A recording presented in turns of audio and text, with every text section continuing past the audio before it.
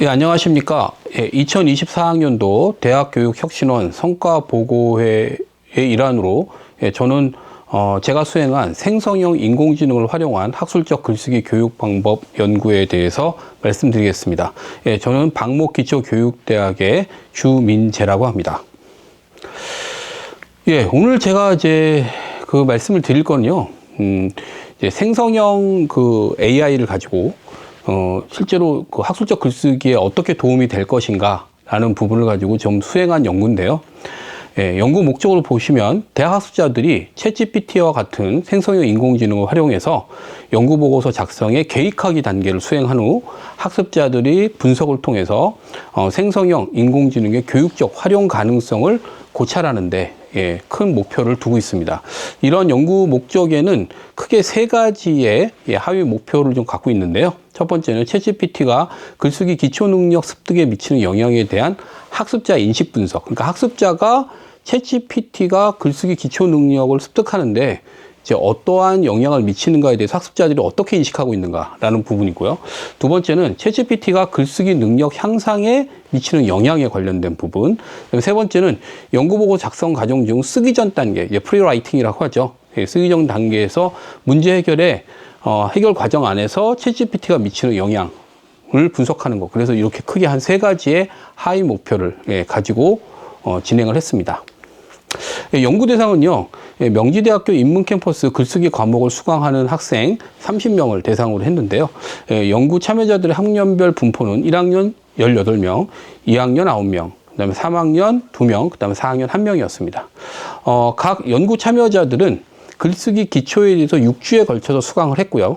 연구보고서의 개념, 그리고 연구보고서 형식 등에 대해서 1주, 총 2차씩, 차시별로 75분씩인데, 총 1주에 걸쳐서 관련 기초 이론을 학습을 했습니다. 그리고 사전에 계획된 대로 개인별로 작성할 연구보고서의 주제와 목적 설정하기를 수행을 했는데요. 이 연구보고서의 주제 및 목적 설정하기에 대한 구체적인 내용으로는 1차 시의 강의를 통해서 연구보고서의 주제와 목적 개념에 대한 이해를 높이고요. 그 다음에 챗GPT 버전은 3.5 버전을 지금하고 좀 달리 그 당시에 3.5 버전을 이용해서 기본 사용법을 교수자가 시연한 후 연구자들이 개별 학습을 하는 것으로 진행을 했습니다. 예, 지금 이제 앞에 보시는 그 슬라이드가 이제 제가 챗GPT 3.5를 활용해서 연구 보고서 이제 주제 설정 과정을 구체화하는 장면들 좀 시연을 했고요. 학습자들이 각각의 자신의 계정을 통해서 이 부분에 대한 개별적 학습과 그다음에 수업 시간 내에 교수 학습을 수행을 했습니다.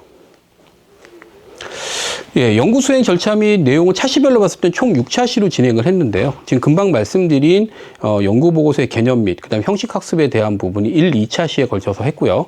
그다음에 3, 4, 5, 6차시 모두 4차시에 걸쳐서 연구 보고서의 주제 및 목적 설정하기에 대한 부분을 진행을 했습니다. 그래서 이 부분은 크게 3단계로 나누어지는데요. 1단계에서는 주제 및 목적의 개념에 대한 이해를 해서 챗GPT에 대한 기본 사용법을 학습을 하고 그다음에 이 부분을 이제 교수자가 시연하거나 또 학습자들이 이제 하는 부분을 교수자가 이제 피드백을 통해서 진행하는 과정으로서의 부분, 이 부분 이제 1단계고요. 그다음에 2단계는 구체적인 이제 화제를 제시를 하고 챗GPT를 활용해서 연구 보고서의 주제 및 목적을 설정하는 부분이었습니다. 그래서 각자 자신들이 설정한 이제 주제들이 있는데 그 주제들을 구체화시키는 걸 이제 챗GPT를 활용하는 거겠죠. 이 부분이 2단계로서 이제 5차 시에 통해서 이루어졌고요. 그 다음에 3단계, 6차 시에서는 이 부분에 대해서 학습자가 1, 2단계에서 수행한 챗GPT를 활용해서 연구보고서의 주제 및 목적 설정한 부분에 대해서 서면 인터뷰를 진행을 했습니다. 그래서 챗GPT 활용이 연구보고서의 주제 및 목적 설정에 어떠한 영향을 미쳤는가라는 부분에 대해서 서면 인터뷰와 함께 그 다음에 일부는 심층 인터뷰를 진행을 했습니다. 이 3단계 부분이 조금 이제 중요한데요. 3단계는 이제 1단계와 2단계에서 학습자들이 수행한 내용에 대해서 실제로 학습자들이 어떤 인식을 갖고 있는가라는 부분이었는데요. 그래서 연구 참여자들이 연구 보고서의 주제와 목적을 설정하는 과정에서 챗GPT 활용이 미친 영향에 대한 인식을 반구조화된 인터뷰 문항을 통해서 서술을 했습니다. 인터뷰의 범주는 크게 한 4가지로 나눌 수가 있겠는데요. 첫 번째는 아이디어 선정에 미친 영향, 그러니까 챗GPT가 미친 영향이겠죠. 그다음 두 번째는 기대했던 내용과 실제 수행 결과의 차이에 관련된 부분. 세 번째는 챗GPT 활용 전과 그다음 활용 후의 차이점에 대한 인식. 그다음 네 번째는 챗GPT를 활용하는 경우 글쓰기에 앞으로 챗GPT를 활용하는 경우 앞으로 자신의 글쓰기에 미칠 영향에 대해서 좀 예상을 해봐라. 뭐 이런 부분들을 가지고 인터뷰의 범주를 크게 4개로 그룹핑을 했습니다. 이 이제 인터뷰 문항을 최대로 이제 뽑아내는 데 있어서는요, 각각의 영역에서 구체적인 문항들을 총 20개를 생성을 했고요. 그 다음에 글쓰기 교육 전문가 3인의 비교 분석을 거쳐서 중복이 되거나 중요도가 낮은 문장들을 제외한 후 최종 4개 범주로 해서 10개의 문항을 선정을 했습니다. 예, 연구 결과는 크게 한 4부분으로 지금 금방 말씀드린 인터뷰의 4개의 영역으로 해서 연구 결과를 정리를 했습니다. 첫 번째는 챗GPT 활용이 보고서 아이디어 선정에 미친 영향, 두 번째는 챗GPT 활용 전에 기대한 내용과 수행 결과의 차이점, 세 번째는 챗GPT 활용이 주제 선정에 미치는 영향, 네 번째는 챗GPT 활용이 글쓰기에 미치는, 자신의 글쓰기에 미치는 영향에 대한 인식, 이렇게 해서 크게 4부문으로 나누어서 연구 결과를 도출하고 그에 대한 분석을 했습니다. 첫 번째, 챗GPT 활용이 보고서 아이디어 선정에 미친 영향을 보면요.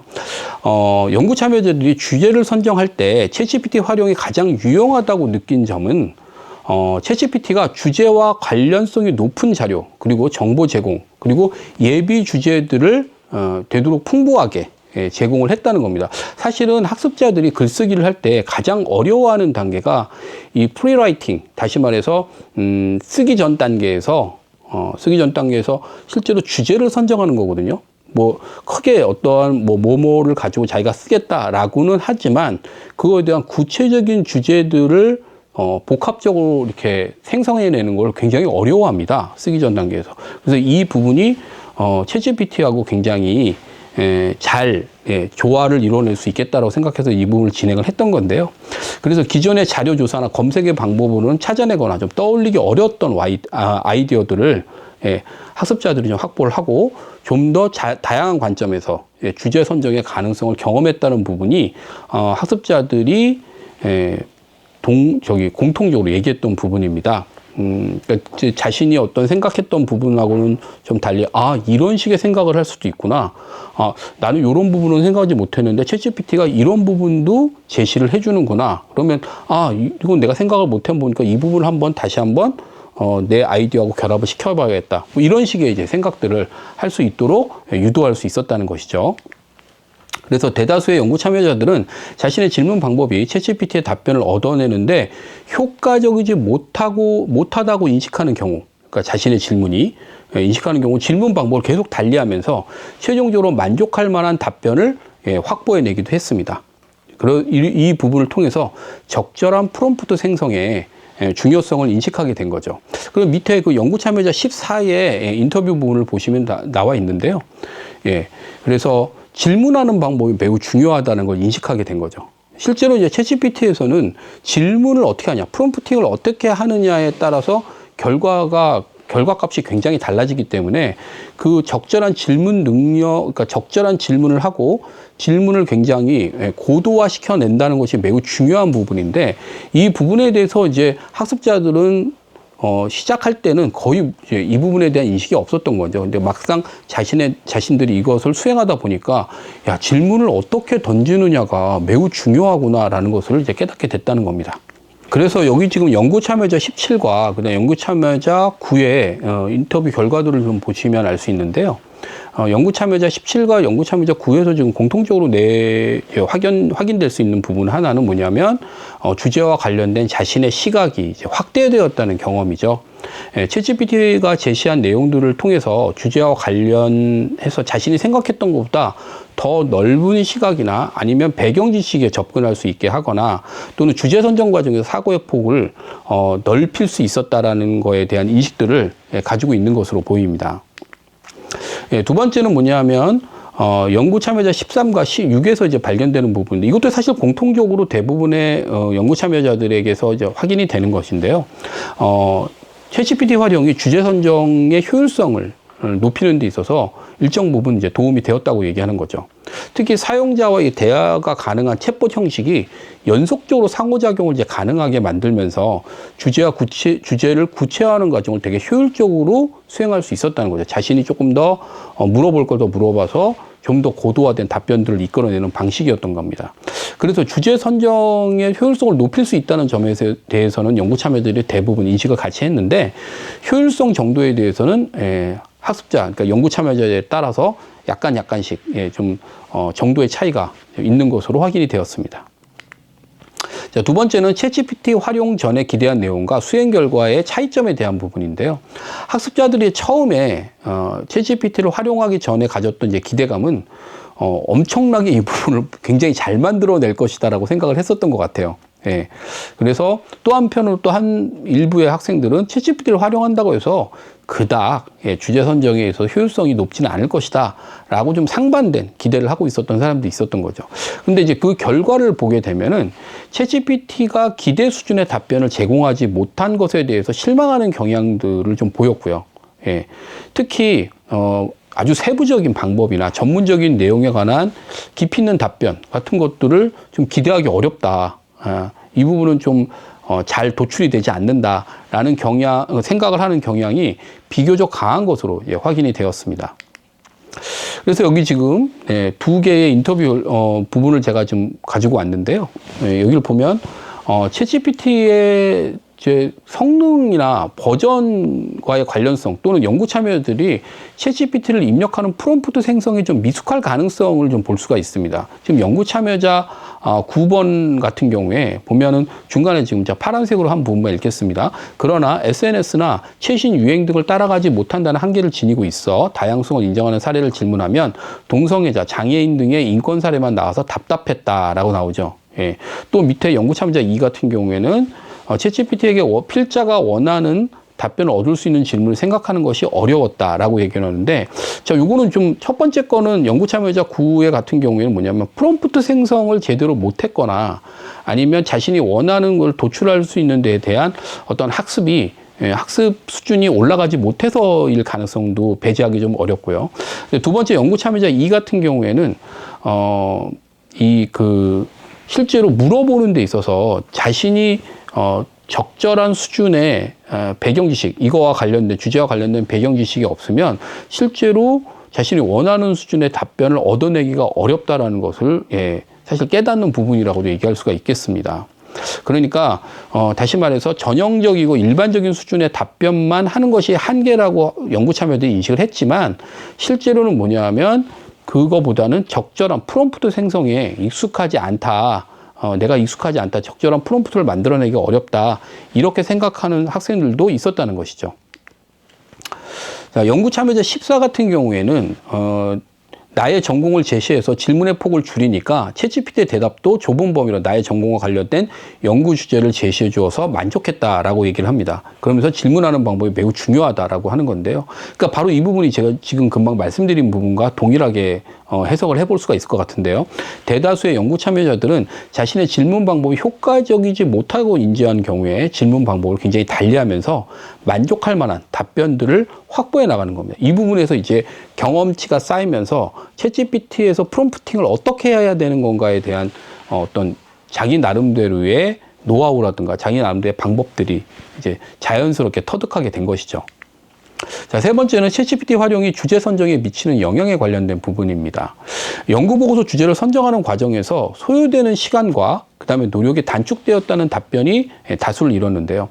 일단 첫 번째는 앞에서 말씀드린 것처럼 다양한 주제를 제공받을 수 있고 관련 자료를 기반으로 검토와 수정을 거쳐 아이디어를 생성할 수 있다. 두 번째는 관련 자료들을 수출하고 정리를 통해 체계화하는 데 필요한 시간과 노력을 줄일 수 있다고 대부분 인식을 했다는 거죠. 근데 이거는 이제 뭐냐면 학습자들이 연구 참여자들이 그냥 챗GPT에 있는 것들을 그대로 갖다가 쓴 것은 아니고요.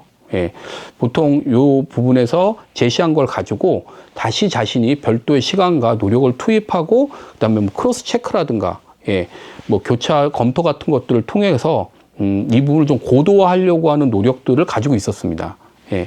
그래서 연구 보고서 주제 선정에 챗GPT를 활용하는 거는 아이디어 생성, 그다음 관점과 시각의 확대, 그리고 관련 자료의 확보의 용이성 등 다양한 측면에서 긍정적인 역할이 가능하다고 학습자들이 판단을 하고 있었고요. 특히 필자의 창의성 강화 측면에서는 이 부분에서 좀 긍정적으로 생각하는 학생들과 그다음 부정적으로 생각하는 학생들이 좀 나눠져 있었고, 그게 뭐 거의 5대5 정도로 유사한 비중을 가지고 있었습니다. 그래서 이 부분을 좀 더 보시면요. 지금 연구 참여자 17과 연구 참여자 2의 이제 답변인데요. 첫 번째 거 같은 경우에 주제를 선정하는데 어떤 테마로 결정할 것인지 챗GPT에 물은 후 선택할 수가 있었다. 또 두 번째는 세부적인 주제 선정에는 여러 참고 자료를 찾아보면서 주제를 선정했던 과거와 달리 질문만 하면 알아서 자료를 종합하는 챗GPT를 사용했을 때 시간이 훨씬 감소했다. 이렇게 나오는데요. 그러니까 연구 보고서 주제 선정 과정에서 챗GPT 활용 여부가 일정 수준 긍정적인 영향을 미친다고는 인식하고 있었던 것으로 보입니다. 특히 주제 선정에 소요되는 시간과 노력이 단축되었다는 답변이 대다수를 차지하는데요.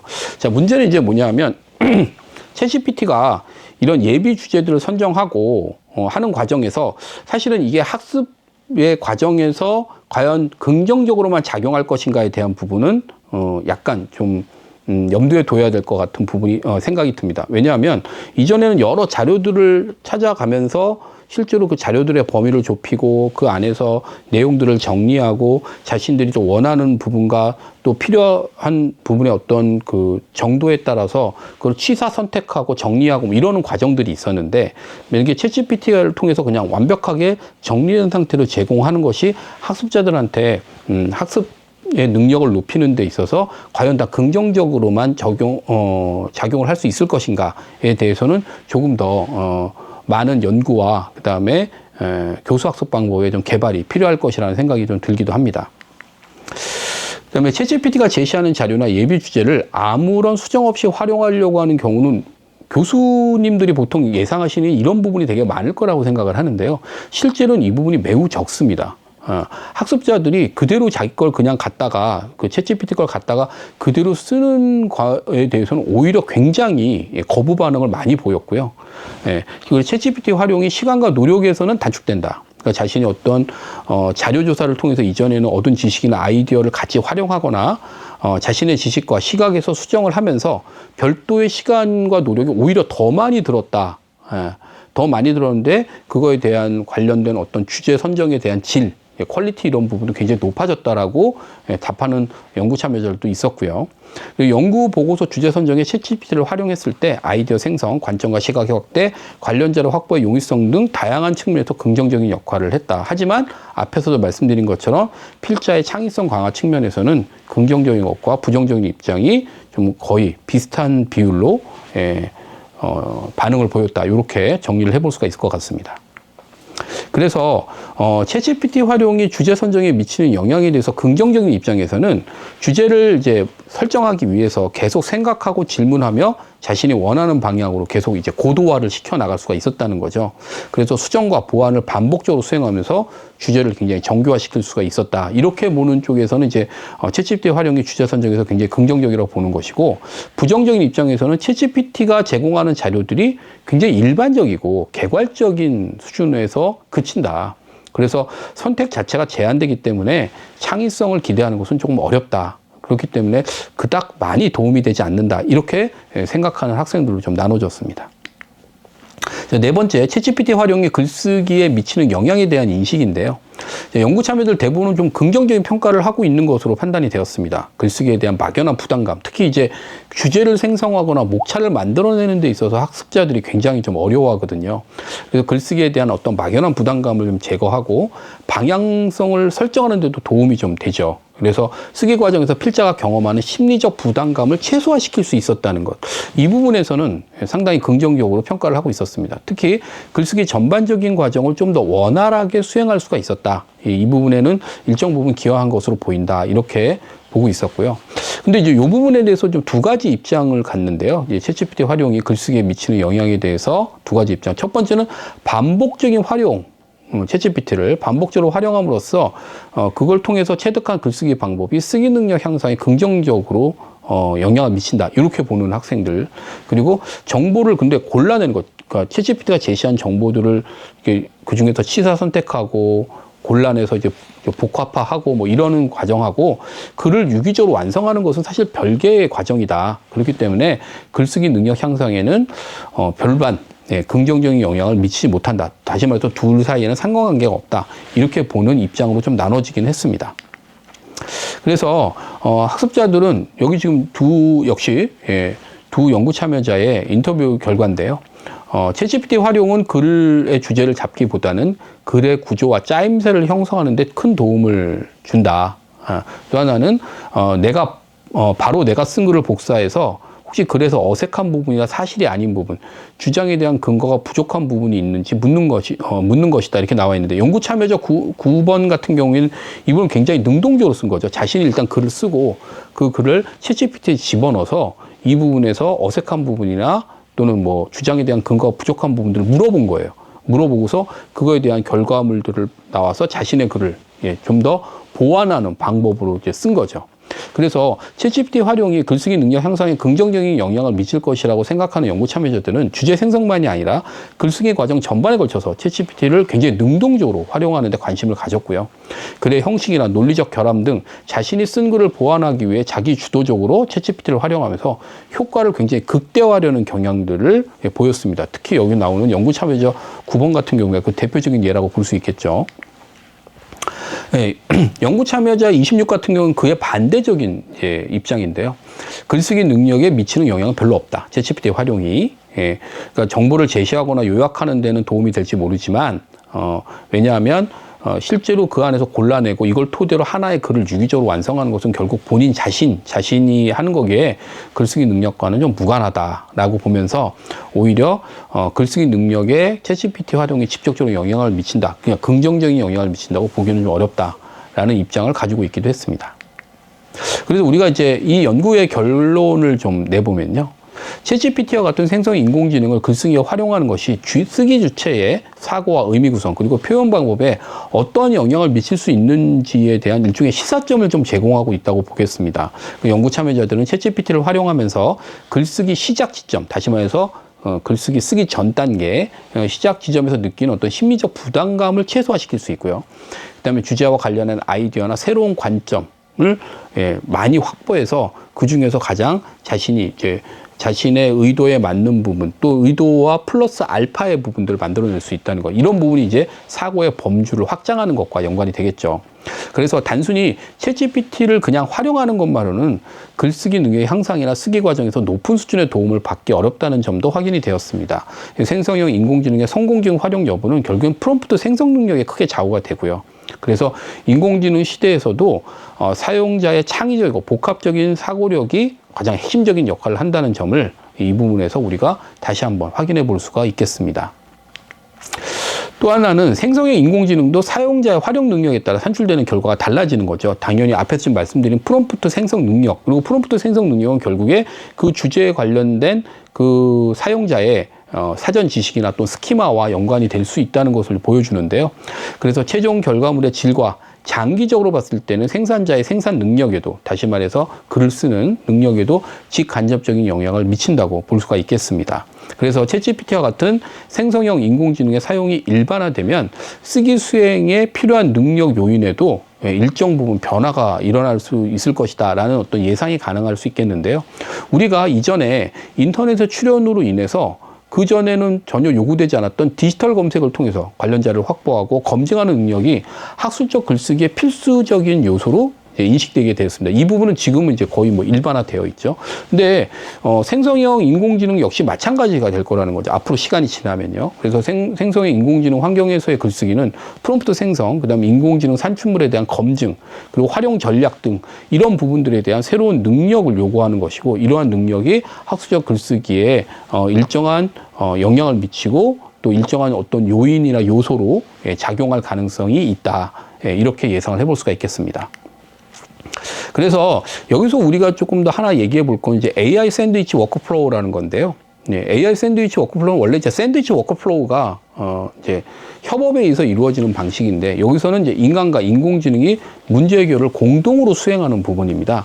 그래서 과제 수행에서 인간과 인공지능의 역할을 필요한 순서대로 설정하는 것이 이제 전제가 되는데요. 그래서 인간이 좀 먼저 하고 그다음에 AI가 하고 다시 인간이 하는 방식. 이제 밑에 보면 우리가 샌드위치가 빵, 그다음 패티, 빵의 순서로 이렇게 만들어지잖아요. 그것처럼 인간이 명령어, 프롬프팅을 하고 그다음에 인공지능이 그에 대한 도출한 결과물들이 있고 인간이 이걸 최종적으로 조종해서 작업을 수행하는 방식.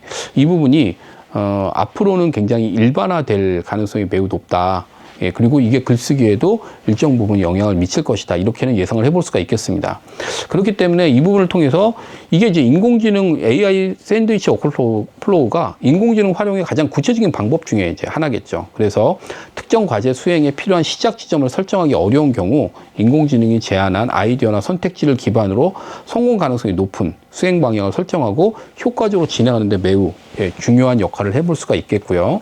그래서 챗GPT의 활용이 글쓰기 시작 지점에서 부담을 줄여주었다는 연구자들의 답변은 AI 샌드위치 워크플로우 방식이 적용된 결과로 이해할 수가 있을 것 같습니다.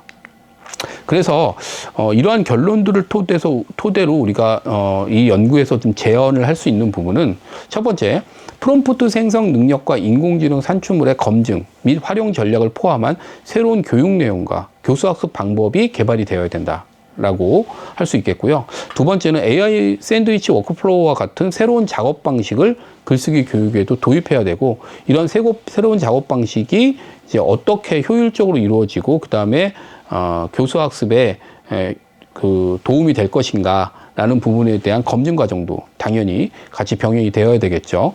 세 번째는 생성형 인공지능의 활용이 일반화됨에 따라서 글쓰기 교육과 목표와 방법 이런 부분들이 좀 재정립될 필요가 있을 것 같고요.